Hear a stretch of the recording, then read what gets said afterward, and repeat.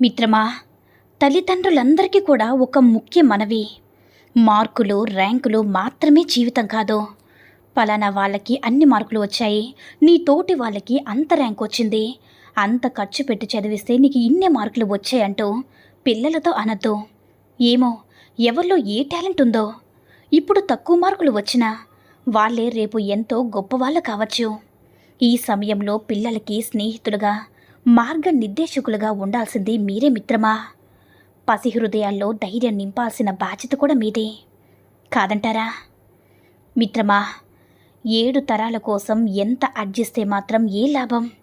2వ తరానికి నువ్వు కట్టిన ఇంట్లో నీ ఫోటో పెట్టే ఆసక్తి లేనప్పుడు, 3వ తరానికి నీ పేరే గుర్తు పెట్టుకునే జ్ఞాపకశక్తి లేనప్పుడు సంపాదన మానేయడం కాదు మిత్రమా, మితిమీదే సంపాదించడం మానేయడం కూడా ఉత్తమమని తెలుసుకో మిత్రమా. అరవని కుక్కలు ఉండవు, విమర్శించిన నోరు ఉండదు, ఈ రెండూ లేని ఊరే ఉండదు. మన పని మనం చేసుకుంటూ పోవడమే. అర్థమైందా మిత్రమా? నేలను నాశనం చేసేవాడు నింగికి ఎదుగుతున్నాడు, అదే నేలను ప్రేమించేవాడు ఆ నేలలోనే కలిసిపోతున్నాడు. విచిత్రం కదా మిత్రమా. ఇంట్లో ఖర్చు విలువ తెలియకుండా భార్యని, కష్టం విలువ తెలియకుండా కొడుకుని, బంధాల విలువ తెలియకుండా కూతుర్ని ఎంత ప్రేమగా పెంచినా బాధ్యతలు లేని ఒక వంశాన్ని సమాజానికి ఇచ్చినట్టే అవుతుంది. అర్థమైందనుకుంటా. మిత్రమా, ఎప్పుడైతే నువ్వు ఈ క్షణం ఉన్నది ఉన్నట్లుగా స్వీకరిస్తావో అప్పుడు బాధ మరియు అంతర్యుద్ధం ఆగిపోతుంది. జీవితంలో ఆహ్లాదం పెరగడమే కాక సులభం అవ్వడం కూడా మొదలవుతుంది. మనిషి శరీరాన్ని ధరించినప్పుడు సాక్షాత్తు భగవంతుడైనా సరే బాధల్ని అనుభవించి తీరాల్సిందే మిత్రమా. అందుకే దృష్టి బాధలపై ఉంచకుండా పరిష్కారంపై ఉంచాలి. ఒక్క విషయాన్ని గుర్తుంచుకో మిత్రమా, ఇవ్వడం వల్ల వచ్చే ఆనందం కంటే కోల్పోయే దాని వల్ల వచ్చే విషాదం ఎక్కువైతే దాన్ని మొహమాటం అంటారు. కోల్పోయే దాని వల్ల వచ్చే విషాదం కన్నా ఇచ్చే దాని వల్ల వచ్చే ఆనందం ఎక్కువైతే దాన్ని దాతృత్వం అంటారు. కాదంటారా? ఒకరి మనసు గాయపరచడం 1 నిమిషం చాలు మిత్రమా, కానీ గాయపడిన మనసును గెలవాలంటే మాత్రం జీవితకాలం సరిపోదు. అందుకే ఒక మాట అనే ముందు 1కి 4 సార్లు ఆలోచించి మాట్లాడాలి. ఈ విషయం జాగ్రత్తగా గుర్తుపెట్టుకో మిత్రమా.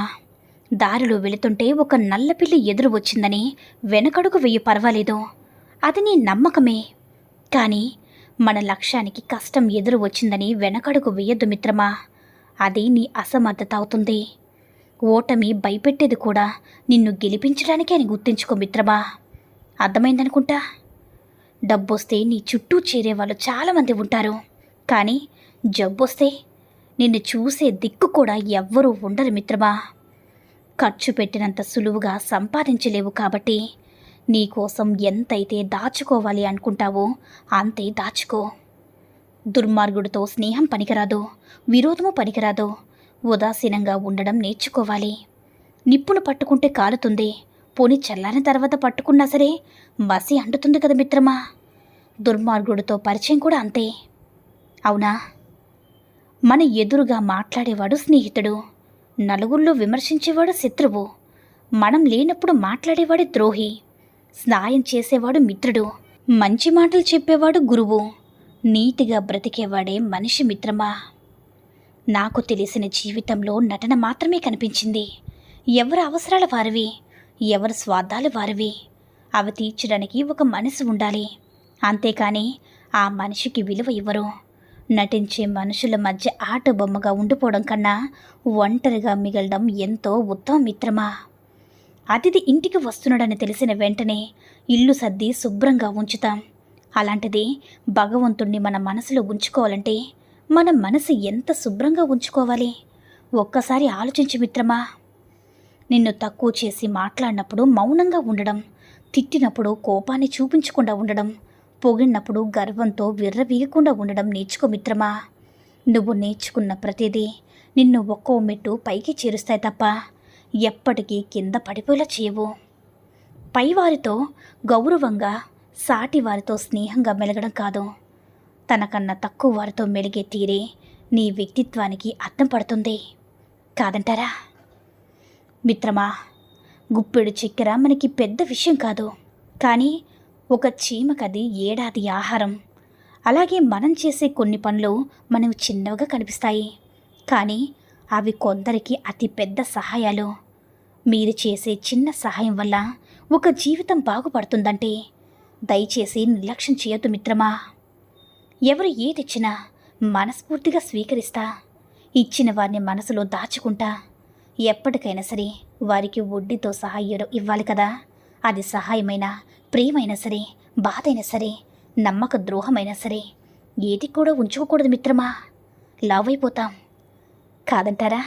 ఓటమి లేనివాడికి అనుభవం రాదు, అనుభవం లేనివాడికి జ్ఞానం రాదు. గెలిచినప్పుడు గెలుపుని స్వీకరించు, ఓడినప్పుడు పాఠాన్ని నేర్చుకో. ఎలా నిలదొక్కున్నావనేదే కావాలి మిత్రమా.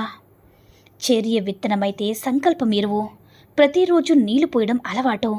మొలక పెద్దదైతే ఆ చెట్టే క్యారెక్టర్. అది గెలుపు అనే ఫలాన్ని, సంతృప్తి అనే ఫలితాన్ని ఇస్తుందని గుర్తుపెట్టుకో మిత్రమా. ఒకరికి మేలు చేసి ఎప్పుడు కూడా జ్ఞాపకం పెట్టుకోవద్దు, కానీ ఒకరు మనకి మేలు చేసినా సరే ఎప్పుడు కూడా మర్చిపోవద్దు. మనసులో ఎన్నో అనేసుకుంటాం, ఎదురు పడితే అడిగి కడిగేయాలని. తీరా ఎదురు పడ్డాక ఏమీ ఉండదు. బాగున్నారనే సాధారణ సరదా పలకరింపు తప్ప. అపార్థం కలిగినప్పుడే బంధం నిలబడుతుంది మిత్రమా. ఏడుపు పరిచయమైనప్పుడే నవ్వు విలువ తెలుస్తుంది. కష్టాన్ని ఎదురిస్తేనే సంతోషం మనవశమవుతుంది. బాధ ఉన్నప్పుడే భవిష్యత్ బాధ్యతగా మారుతుంది. సమస్య తలెత్తినప్పుడే మన సామర్థ్యం బయటపడుతుంది. చిరునవ్వుతో సమస్యని ఎదిరించి ప్రేమగా పరిష్కరించు మిత్రమా. జనం ఎంత సులభంగా మనల్ని పొగుడుతారో అంతే సులభంగా నిందిస్తారు కూడా. కాబట్టి నింద పొగడ్తలను పట్టించకుండా మామూలుగా జీవించడానికి ప్రయత్నించాలి మిత్రమా. ఒక్క విషయాన్ని చెప్తాను, గుర్తుంచుకో మిత్రమా. రావణ రాజ్యంలో ఉండి కూడా విభీషణుడు చెడిపోలేదు. రామరాజ్యంలో ఉండి కూడా కైకేయి బాగుపడలేదు. అందుకే మనం ఎక్కడున్నామనేది ముఖ్యం కాదు, మన స్వభావం ఎలా ఉన్నది ఉంచుకుందామనేదే ముఖ్యం కదా. మనిషికి దీపమన్నా కావాలి, అద్దమన్నా కావాలి. ఒకటి వెలుగునిస్తుంది, మరొకటి దారిని ప్రతిబింబిస్తుంది. ప్రతివారు దీపం కాలేకపోవచ్చు, కానీ అద్దం కాగలరు. మనకు తెలిసిన జ్ఞానాన్ని మరొకరికి పంచడమే జీవితం మిత్రమా. సంపాదించడం అంటే కేవలం డబ్బే కాదు, మనుషుల విలువ కూడా సంపాదించాలి. కష్టాల్లో ఉన్నప్పుడు మనల్ని గట్టెక్కించేవారిని సంపాదించాలి. బాధల్లో ఉన్నప్పుడు ధైర్యాన్ని నింపేవారిని సంపాదించాలి మిత్రమా. అర్థమైందనుకుంటా మిత్రమా. మిమ్మల్ని చూసి ఇష్టపడే అమ్మాయి తప్పకుండా ఈ 2 పనులు కూడా చేస్తూ ఉంటుంది. 1, మిమ్మల్ని చూసి సిగ్గుపడుతుంది. 2, మీరు ఆమెను చూస్తున్నారో లేదో అని గమనిస్తూ ఉంటుంది. కాదంటారా మిత్రమా? ఈ సూక్తుల్లో ఏ సూక్తి నచ్చిందో కామెంట్ చేయండి. ఈ వీడియో కనుక నచ్చినట్లయితే లైక్ చేసి మరిన్ని వీడియోస్ కోసం మన ఛానల్ని సబ్స్క్రైబ్ చేసుకుని మాకు కొంచెం సపోర్ట్ చేయండి. ధన్యవాదములు.